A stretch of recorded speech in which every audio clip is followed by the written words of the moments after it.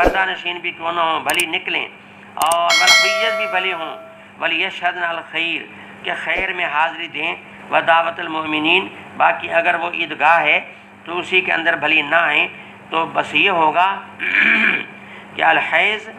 حیض جو ہیں وہ حیض والی عورتیں وہ عیدگاہ سے ذرا ایک طرف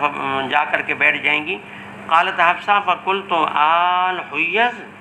اچھا ام عطیہ یہ جو حیض والی عورتیں ہیں ان کو بھی حکم تھا کہ وہ بھی آئیں؟ پھر انہوں نے کہا یہ کون سی بڑی بات ہے، الیست تشہد عرفہ، حالت حیض میں بھلا عرفات کے میدان میں عورت نہیں آتی؟ حج کرنے کے لیے وہاں بھی تو آتی ہے، وہاں اس کے حاضری حج ہے، بھلے خون بہ رہا ہو، تب یہ ہے کہ وہاں عرفات کے میدان میں کوئی یہ ضروری نہیں کہ پاک عورت تو پھر آئے، یہ ناپاکی کی حالت میں بھی آ سکتی ہے، اور قضا و قضا فلاں موقع پہ آتی ہے فلاں پہ آتی ہے۔ آگے باب اذا حاضت فی شہر ثلاث حیض، ترجمے کے 2 جز ہیں، لیکن ان سے سمجھنے سے پہلے تمہیدی طور پہ ایک بات آپ یہ سمجھیں، وہ یہ کہ یہاں اصل میں 2 مسئلے ہیں۔ ایک یہ ہے کہ اقل و مدت الحیض و اکثر و مدت الحیض یہ کیا ہے؟ تو اقل و مدت الحیض میں اختلاف ہے کہ کم سے کم مدت جو حیض کی ہے، امام مالک رحمہ اللہ کے نزدیک کم سے کم مدت جو حیض کی ہے وہ ایک لحظہ ہے، کہ ایک تھوڑا سا لحظہ آ جائے پھر خون رک جائے تو ایسا سمجھیں کہ گویا کہ بس حیض ہو گیا۔ اور جبکہ یعنی ائمہ ثلاثہ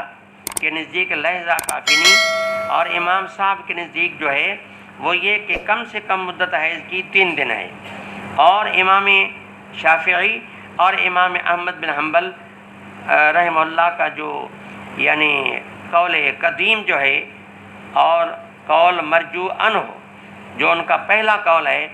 وہ یہ ہے کہ بھئی کم سے کم جو مدت اس کی کتنی ہے، یعنی وہ 1 حیض ہے، 1 دن ہے۔ تو مقصد یہ کہ امام شافعی امام احمد بن حنبل کہتے ہیں اقل مدت الحیض وہ 1 دن ہے، اور امام ابو حنیفہ فرماتے ہیں کم سے کم مدت 3 دن ہے، اور امام مالک رحمہ اللہ فرماتے ہیں کم سے کم حیض کی مدت جو ہے وہ کیا ہے، یعنی 1 لحظہ ہے، اور اکثر مدت جو حیض کی ہے وہ 15 دن ہے۔ ائمہ ثلاثہ کے نزدیک 15 دن ہے، اکثر مدت جو حیض کی ہے وہ یعنی امام صاحب کے نزدیک 15 دن ہے، اور امام شافعی اور امام احمد کے نزدیک 15 یا 17 ہیں، اور امام مالک کے نزدیک 17 یا 18 ہیں۔ تو یہ اختلاف ہو گیا، یعنی اقل مدت الحیض و اکثر مدت الحیض۔ ایک مرتبہ پھر سن لیں کہ ہمارے ہاں مدت حیض کم سے کم جو ہے وہ 3 دن ہے، زیادہ میں زیادہ کیا ہے 15 دن 10 دن ہے، اور امام شافعی امام احمد بن حنبل کے نزدیک کم سے کم مدت جو حیض کی ہے وہ 1 دن ہے، اور زیادہ میں زیادہ جو ہے وہ 15 یا 17 دن ہے، اور امام مالک کے نزدیک کم سے کم مدت حیض کی 1 لحظہ ہے، اور باقی زیادہ مدت جو حیض کی ہے وہ 17 یا 18 ہے۔ یہ تو کم سے کم اقل مدت الحیض و اکثر مدت الحیض، اس میں جو ہے یہ اختلاف جو میں نے عرض کیا۔ دوسری بات جو ہے آپ یہ سمجھیں کہ تھوڑا سا اختلاف اس بات میں بھی ہے کہ بھلا کم سے کم مدت طہر کی کتنی ہے۔ ائمہ ثلاثہ کہتے ہیں، یعنی امام ابو حنیفہ، امام مالک، امام شافعی، یہ تینوں حضرات کہتے ہیں کم سے کم مدت طہر کی جو ہے 15 دن ہے، باقی زیادہ کی کوئی حد نہیں۔ اور امام احمد بن حنبل رحمہ اللہ فرماتے ہیں کم سے کم مدت جو پاکی کی ہے وہ 13 دن ہے۔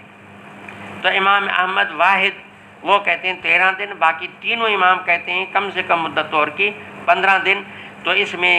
2 قولیں کلی، یہ مسئلہ سنائی ہے، اور پہلا مسئلہ گویا کہ ثلاثی ہے، اس میں 3 قولیں، یہ 2 باتیں ہو گئیں۔ تیسری بات آپ یہ سمجھ لیں کہ اس میں بھی تھوڑا سا اختلاف ہے، جو پہلے آپ کو معلوم ہوگا کہ ائمہ ثلاثہ کہتے ہیں یہاں تک تو اتفاق ہے کہ عورت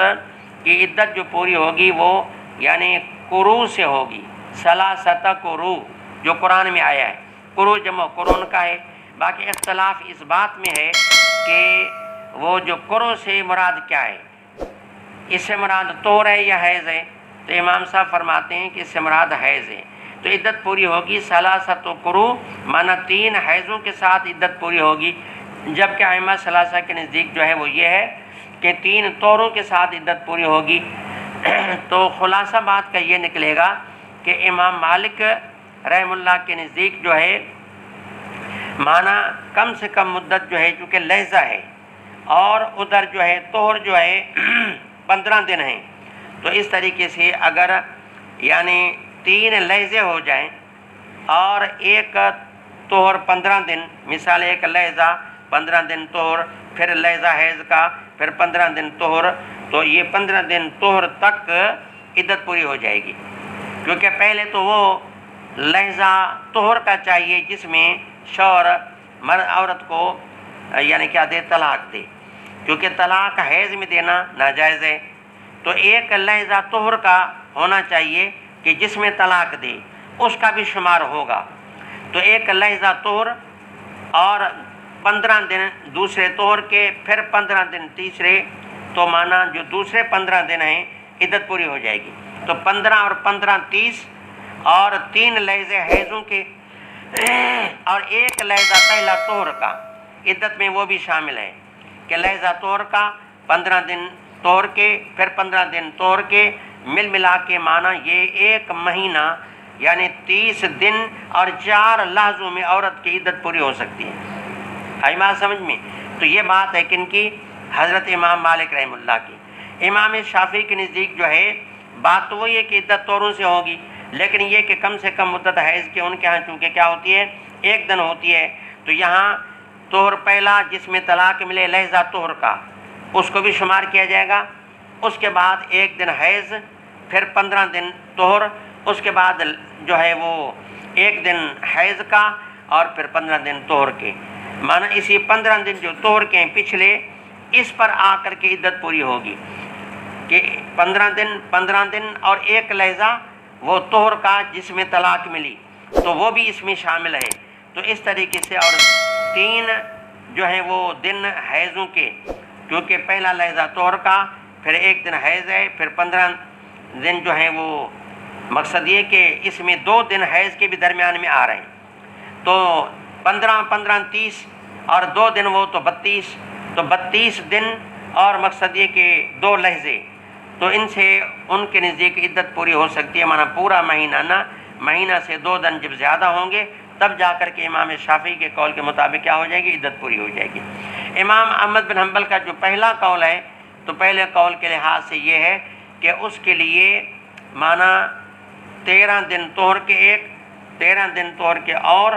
اور اس طریقے سے 3 دن جو ہے 2 دن حیض کے، تو یہ ہو جائیں گے 29، مانا 29 دنوں کے ساتھ کیا ہو جائے گا، یعنی اس کی عدت پوری ہو جائے گی۔ تو امام مالک کے قول کے لحاظ سے مانا کتنے ہو گئے، 1 مہینہ 4 لہجے، اور